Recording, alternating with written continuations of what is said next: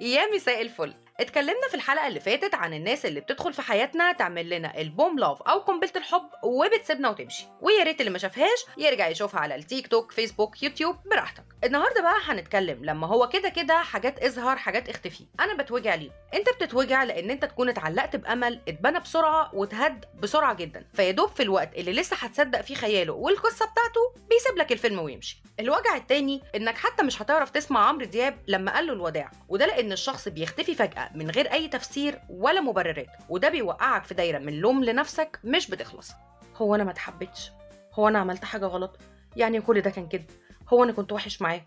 دايره مش هتخلص. طب اعمل ايه علشان اقدر اتخطى كل ده وبسرعه؟ اول حاجه لازم تشيل من قدامك اي حاجه تفكرك بالشخص ده علشان ما ترجعش تاني تفكر ان في امل انه يرجع. ومعلش كده يا ريت بالمره تقفل له اي وسيله يرجع لك من خلالها، لان عادي جدا المشاعر اللي دخلته في حياتك اول مره ترجعه تاني. ولازم تحط حاجه مهمه جدا في دماغك، انت حتى لو ملاك نازل من السما فهو كده كده ما كانش مكمل، يعني المشكله مش عندك اصلا. ويا ريت بقى تحط حاجه اهم واهم لازم تقولها لنفسك: انا استحق ان اتحب بجد.